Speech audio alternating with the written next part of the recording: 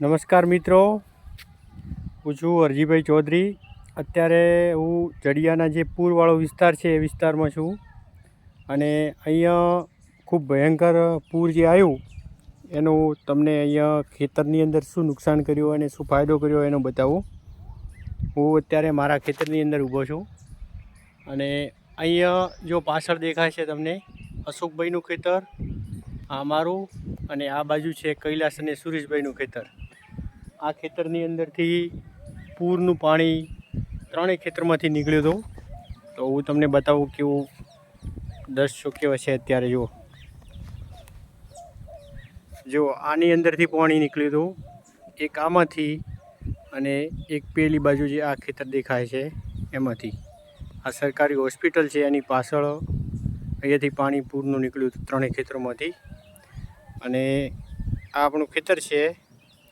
જો અમે થોડોક અહીંયા જુગાડ કર્યો હોય, જળસંચય ગ્રુપ દ્વારા અમને માહિતી મળી કે આગળ ઉપરવાસમાં ભારે વરસાદ 4 તારીખનો પડ્યો છે, તો જે નીચાણવાળા વિસ્તારમાં જે લોકો વસે છે એમને સતેજ થવું, એટલે અમે અહીંયા થોડોક જુગાડ કર્યો. જુઓ આ પાઇપો છે બધી લેટરો જે મિની ફુવારાની, એ આ વૃક્ષ સાથે બાંધી દીધી હતી સવારમાં વહેલા આવીને 7 વાગે. કેમ કે આગળ પણ લેટરો 2017ની અંદર બધી ખોવાઈ ગઈ હતી આ વિસ્તારમાંથી, એટલે અમારે વહેલા આવે એને ખીચવી પડી. આ જુઓ, આ અશોકભાઈએ તો ઉપર ચડાવી દીધી હતી ધાબા ઉપર. હવે હું તમને બતાવું. જો આ અશોકભાઈનું ખેતર છે, આની અંદર કોઈ વાવેતર લગભગ 4 તારીખ પહેલાં જ કરી દીધું હતું. બાજરીનું વાવેતર થયું હતું. પૂરું ખેતર પાણીની અંદર ભરાઈ ગયું હતું અને અહીંયાથી પાણી નીકળ્યું હોય. હવે આ મારું ખેતર છે, આની અંદર મગફળી હોય છે, આમાંથી પણ પાણી નીકળ્યું હતું. તમને આગળ જઈને હું બતાવું કઈ રીતનું ક્યાંથી પાણી પડ્યું અને ક્યાં નીકળ્યું. જો આ મગફળી છે. ખેતરની અંદર અત્યારે પણ બરાબરનું કીચડ પડ્યું હોય. જે પાણી ખેંચાઈને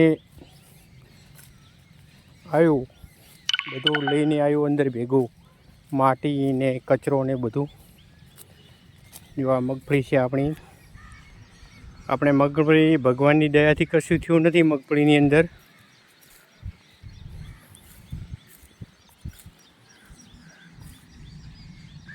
આ જુઓ, અત્યારે પણ પગ અંદર જઈ રહ્યા કીચડની અંદર. આપણે વ્યવસ્થિત ચાલવું પડે અંદર. બધો જે અમારી ભાષામાં કહીએ ગારો, એ પગની નીચે ચોંટી રહ્યો હોય.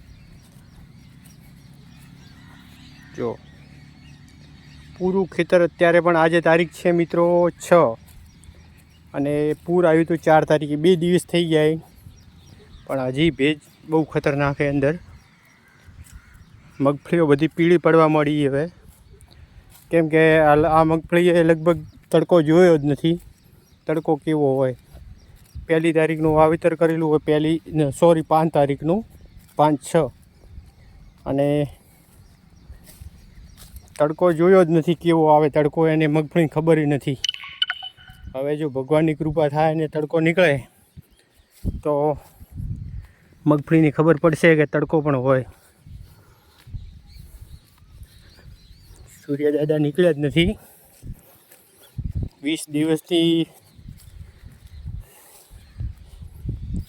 આ જુઓ, હવે આ છે પૂરો, અહીંયાથી પાણી આવ્યું હોય.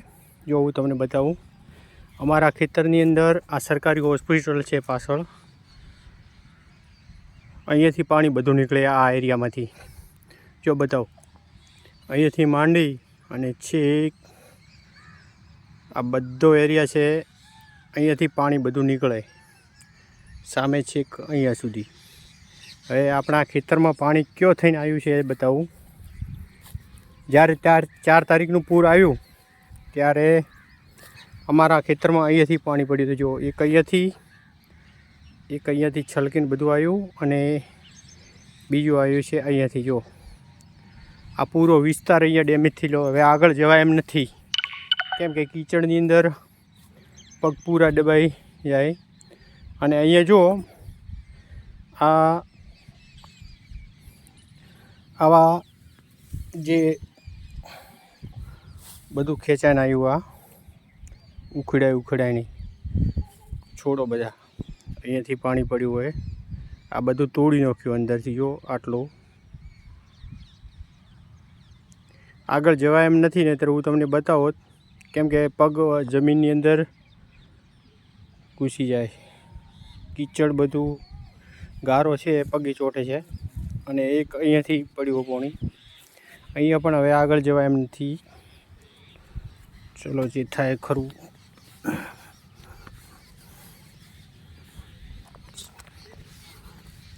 તમને બતાવું આગળ બહુ ખેતરો પૂરા તોડી નાખ્યા, ખરાબ કન્ડિશન કરી દીધી એ ખેતરની.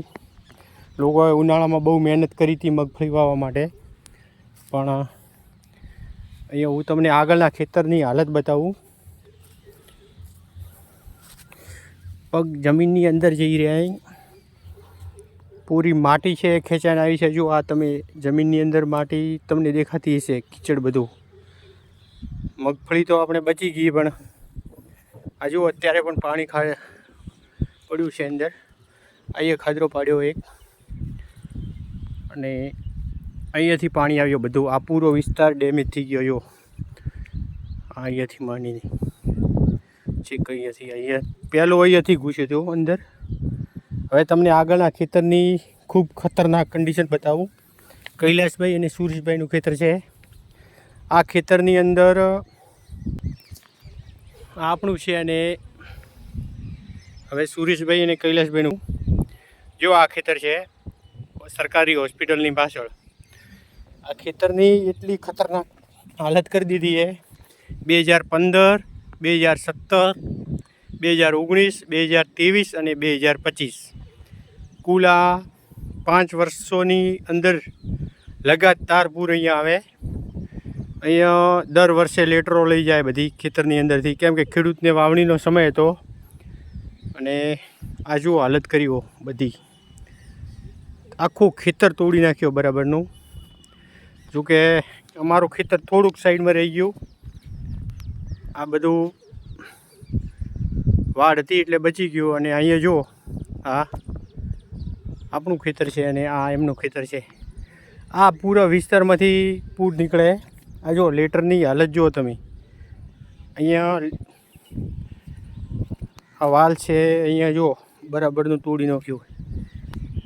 આગળ એનાથી એ ખતરનાક કરી હાલત. અને અહીંયા તો પૂરી ખરાબ કન્ડિશન કરી નાખી ખેતરની.